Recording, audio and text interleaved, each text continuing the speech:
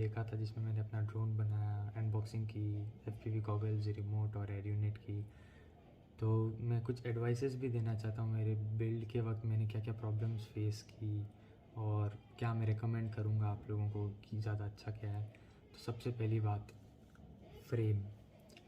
मैंने literally 3 frame use किए हैं खाली एक बिल्ड के लिए, जो कि बहुत बेवकूफ़ जैसा चीज़ है। मैंने सबसे पहले तो अमेज़ॉन से मंगाया था ये वाला फ्रेम, जो कि कार्बन फाइबर का बिल्कुल भी नहीं निकला, बहुत बकवास है। और रिव्यूज़ भी देखे तो गुड नहीं थे, कहते हैं कि बहुत कमज़ोर है ये, तो मैं रिकमेंड नहीं करूँगा। और मैंने एक और फ्रेम यूज़ की थी, उसकी मैं फ़ोटो डाल दूँगा।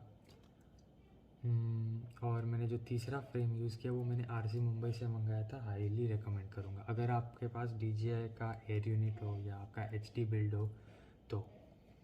अभी मैं आपको दिखा देता हूँ फ्रेम, ये रहा।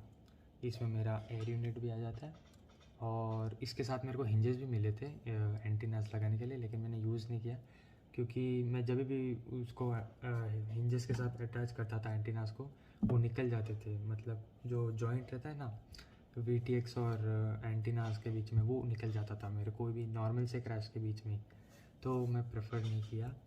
और मैंने अपने एंटीना भी तोड़ दिए थे, मुझे नए मंगाने पड़े क्रैश के कारण।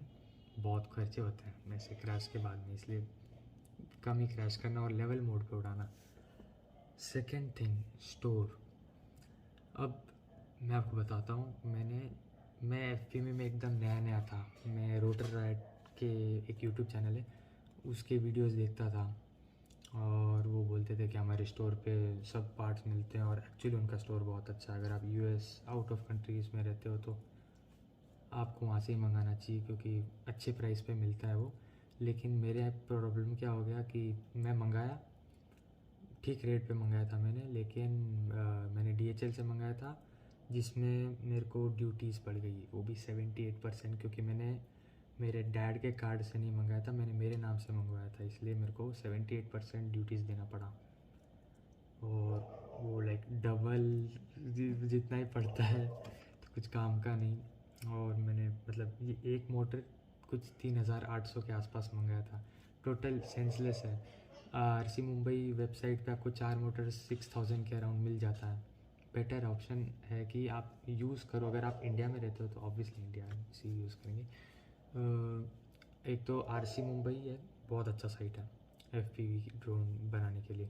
और एक बैनगुड टाइम ज़्यादा लेता है, मैं महाराष्ट्र में रहता हूँ, तो मेरे को आने के लिए लग जाता है अप्रॉक्सीमेटली 2 वीक्स, 2.5 वीक्स तक मेरे को डिलीवर हो जाता है, मैं कोई भी ऑर्डर करता हूँ तो।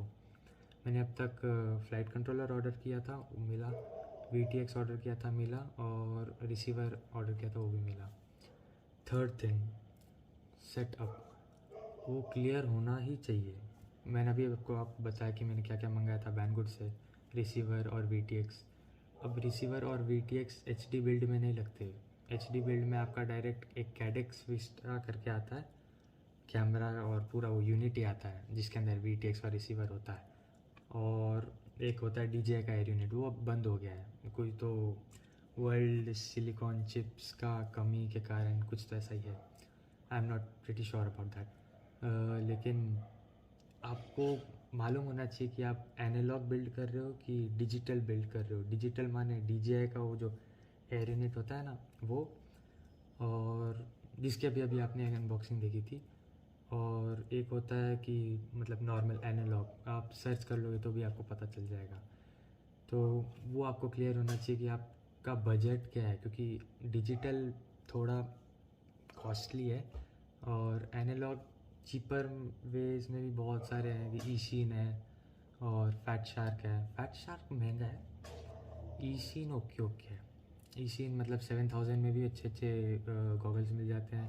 फैट शार्क ऐसा 33,000 25,000 तक फटका पड़ता है पैसों का। ओके, ये तो बात होगी सेटअप की। अब आए बैटरी।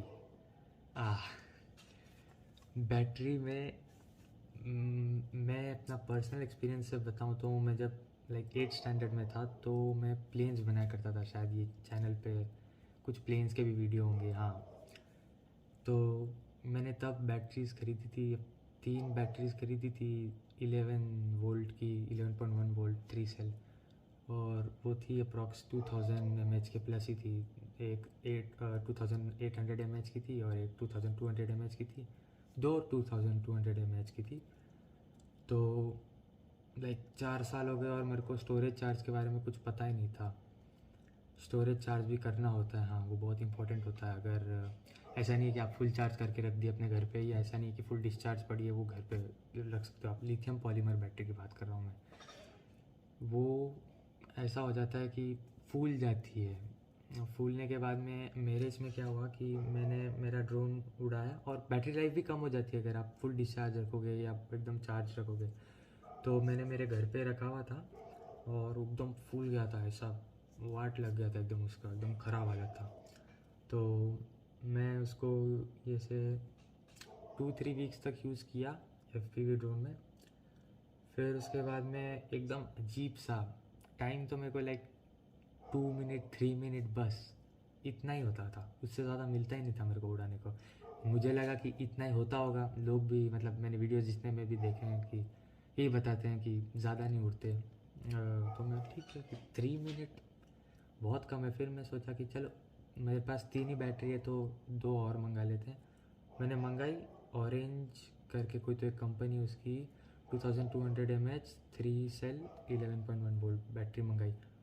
उन्होंने तो मेरे को 10 मिनट्स तक टाइम दे दिया, मस्त था। तो फिर मैं सोचा कि ये क्या प्रॉब्लम था। फिर उसके बाद मैंने एक और फ्लाइट किया और मैं फुल एकदम गर्म हुआ था और मैं स्टोरेज चार्ज पे डाला। उसमें से अजीब सा स्मेल आने लग गया लिथियम का, और मैं डर गया। मैंने फटाक से उसको डिस्चार्ज कनेक्शन हटाया और बालकनी में फेंका, और ऐसा ऑरेंज हो गया था, जैसे हीट एकदम बहुत गर्म हो गया था। फिर उसके बाद मैंने उसको बरी कर दिया, क्योंकि उसके मैनुअल में मैंने पढ़ा लिथियम पॉलीमर के उसको कचरे में नहीं डाल सकते हैं। मुझे उसको बरी करना पड़ा अंडरग्राउंड, लोगों से दूर। तो काफ़ी सारे वीडियोज़ है कि बैटरी को कैसे मेंटेन करना होता है, कौन सी बैटरी ख़रीदनी होती है, आपके बिल्ड के ऊपर भी कि मतलब 5 इंच बिल्ड के लिए कौन सी बैटरीज बेटर है। फ्लाइट कंट्रोलर पे भी मैटर करता है कि flight controller 4S to 6S या 3S to 6S या खाली 6S बैटरी उसको चलता है फ्लाइट कंट्रोलर को, वो आपको देख लेना पड़ेगा। और दूसरा बात नहीं, 5th पॉइंट, बेटा फ्लाइट सेटअप। मुझे बेटा फ्लाइट के बारे में कुछ नहीं मालूम था। जब मैंने बिल्ड चालू किया, मैंने लाइक सबसे पहला कदम था कि मतलब एक फ्रेम मंगा डाला। मैं सोचा जाने दो, देखते हैं बना पाएंगे कि नहीं बना पाएंगे, खाली एक ट्राई देते हैं। दिसंबर का बाद है 2020 का, मैंने मंगाया था मेरा एक पहला फ्रेम, यही वाला बकवास। तो मैंने मंगाया, धीरे धीरे बिल्ड चालू किया। मैंने कभी बेटा फ्लाइट के कॉन्फ़िगरेशन या वो कैसे काम करता, होता क्या है, फ़्लाइट कंट्रोलर को कैसे फ्लैश करते हैं वगैरह वगैरह, कैसे होता है, नहीं मालूम था मुझे। मैं खाली वीडियोस देखता था, सेम कॉपी पेस्ट करता था वहाँ पर बेटा फ्लाइट पे, और मेरा काम नहीं करता था। क्योंकि मुझे समझना पड़ा कि सीरियल बेस्ड रिसीवर क्या होता है, और मोटर कौन से डायरेक्शन में घूमनी चाहिए वो मालूम था। लेकिन मुझे इन्वर्ट करना नहीं है, तो मेरे को ESC से मतलब कौन से भी 2 पोर्ट को ऐसे रिवर्स करना पड़ता था ताकि वो राइट डायरेक्शन में घूमे।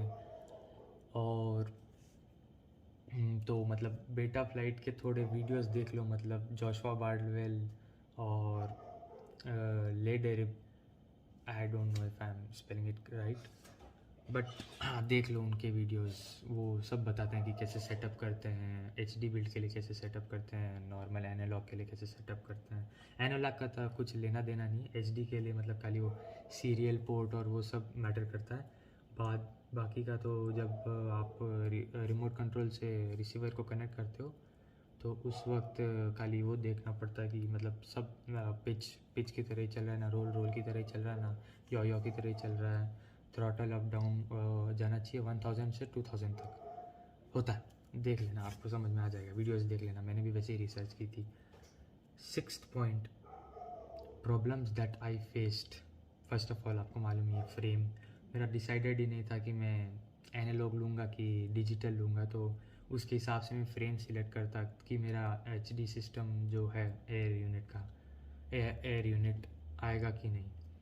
मेरे फ्रेम में, क्योंकि पहला वाला फ्रेम में आ तो रहा था लेकिन मैंने यूज़ ही नहीं किया, मतलब सिलेक्ट ही नहीं किया कि मैं इसमें बनाऊंगा अपना ड्रोन।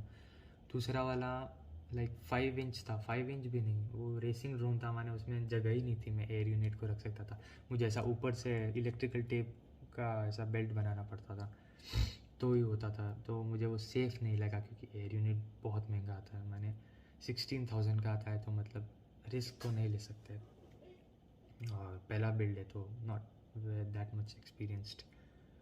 दूसरा फ्लाइट कंट्रोलर, मैं अब इस मतलब जगह पे रह के, इंडिया में रह के बोल नहीं सकता कि आपको रोटर राइड से मंगाना चाहिए फ़्लाइट कंट्रोलर्स, जबकि बैंगुड से जब मैंने दूसरी बार फ़्लाइट कंट्रोलर मंगाया था, मैं आपको बताता हूँ कि मैंने दूसरी बार क्यों मंगाया था। मैंने मंगाया था तो क्वालिटी बहुत मस्त थी, वो शायद माम्बा का था, DJI माम्बा, हाँ उसका ही है। तो मैंने फ़्लाइट कंट्रोलर 2 बार क्यों मंगाया, पहली बार जब मंगाया मैंने पूरा सेटअप किया, फिर जब चलाया मैंने तो मोटर्स ही नहीं घूम रहे थे अपना, वो कौन सा मोड होता है, आर्म। जब मैं आर्म करता था ना तो मोटर्स ही नहीं घूम रहे थे। फिर मैं सोचा एक बार डिस्कनेक्ट करके देखता हूँ, प्रॉप्स ऑफ ही रखना चाहिए, ऑब्वियसली सेफ नहीं रहता, क्योंकि वो क्या मालूम कब उड़ जाए, और आप तभी खाली टेस्ट कर रहे हो, इसलिए आपको प्रॉप्स ऑफ रखना होगा। तो मेरे मोटर्स ही नहीं घूम रहे थे, मैं ऐसे टेंशन में आ गया कि शिट, इतना मैंने खर्चा किया और मोटर ही नहीं घूमा एट लास्ट।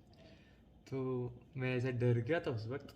फिर मैंने धीरे धीरे से रिसर्च किया कि क्या हो रहा है, क्योंकि जब मैं लिथियम बैटरी को कनेक्ट करता था अपने लैपटॉप को फ्लाइट कंट्रोलर से कनेक्ट करता था, तो उसमें ऐसा एक ऑप्शन रहता है मोटर्स करके, उसमें आई अंडरस्टैंड का बटन दबा के आप मोटर्स को चेक कर सकते हो, उसका क्लिप भी है, डाल दूंगा अभी बीच में।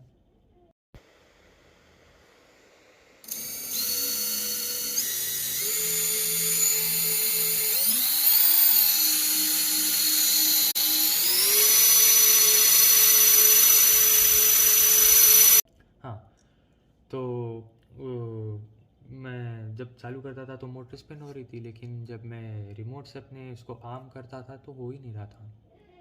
मैं डर गया, फिर मैंने सोचा तो क्या, अज्यूम किया कि मेरा फ़्लाइट कंट्रोलर ख़राब हो सकता है, और हाँ मैं करेक्ट था, मेरा फ़्लाइट कंट्रोलर ही ख़राब था। तो मैंने फ़्लाइट कंट्रोलर बदला, मैंने वापस सोल्डर वोल्डर किया अपने मोटर्स को फ़्लाइट कंट्रोलर से। बाकी मैंने वो प्लग वाला ही मंगाया था कि मतलब मेरा एयर यूनिट को प्लग करूं और इसको प्लग करूं, मेरे फ़्लाइट कंट्रोलर को एयर यूनिट से, और हाँ काम कर गया, और फिर उस वक्त तो मज़ा ही आ गया था। मैं मेरे लाइफ का सबसे पहला फ़्लाइट भी दिखाता हूँ।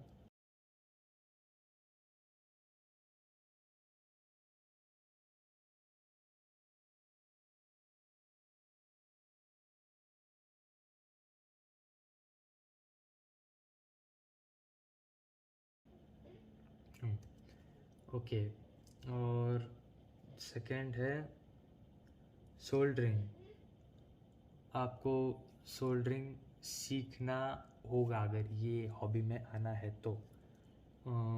मैंने सबसे पहले सोल्डरिंग का प्रैक्टिस किससे किया था, पहले सबसे पहले सोल्डर आयरन चाहिए, सोल्डर का वो रॉसिन करके आता है कॉइल, वो चाहिए, और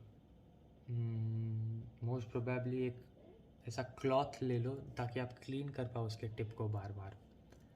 और हाँ, सोल्डरिंग के वक्त उसका जो रॉसिन होता है वो मेटल वो पॉप करता है, मतलब ऐसे बर्स्ट करता है, तो मतलब छोटे छोटे दाने आते हैं, बेयर करना पड़ेगा आपको सोल्डरिंग करते वक्त, ज़्यादा कुछ नहीं होता।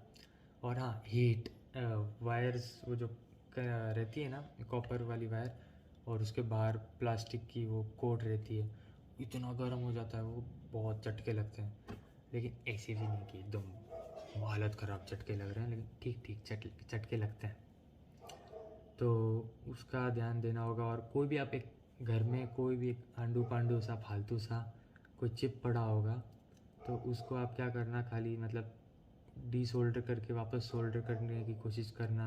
कोई रेजिस्टर मिल गया वहाँ पर, कोई कुछ भी मतलब छोटा मोटा कंपोनेंट, कैपेसिटर वगैरह वगैरह, खाली डीसोल्डर करना, सोल्डर करना, फिर डीसोल्डर करना, फिर सोल्डर करना, अच्छे से मतलब प्रैक्टिस हो जाएगी। फिर उसके बाद में टिन कैसे करते हैं वायर को, उसका प्रैक्टिस करना। वीडियोस देख लेना, मेरे हिसाब से वीडियोस आपको रेकमेंड करना ही बेटर रहेगा। कौन से, वो तो यूट्यूब पे खाली सर्च कर दो कि हाउ टू सोल्डर या tips and tricks to solder. फिर लास्ट चीज़, एक्रो मोड और level mode, horizon mode drone में क्या होता है। मैं सोच रहा हूँ शायद एक बेटा फ्लाइट का पूरा प्रॉपर वीडियो बनाऊँ कि उसमें हर एक ऑप्शन का क्या मतलब होता है। हर एक में तो मैं अभी भी नहीं जानता, लेकिन ड्रोन उड़ जाए उतना मतलब सब ऑप्शंस बता दूंगा आपको क्या क्या ज़रूरी रहेगा। तो आपको सारे मोड्स पता होने चाहिए। लेवल मोड क्या होता है, एक्रो मोड क्या होता है, होराइजन क्या होता है। आप उस पर वीडियोज़ भी देख सकते हो। और मैंने अब तक जो ट्राई नहीं किया वो टर्टल मोड है। टर्टल मोड में मेरे को रिसर्च करना है कि वो कैसे काम करता है। इजी है, लेकिन अब तक टाइम नहीं मिला, एंड आई मीन 12th, सो पढ़ाई वढ़ाई भी ऑनलाइन है। ओके, सो हो गया सब कुछ मेरी तरफ से। तो मुझे लगता है कि मैंने सब क्लियर ही रखा है। और कोई डाउट्स हो तो कमेंट सेक्शन में डाल देना, शायद मैं रिप्लाई कर दूँ।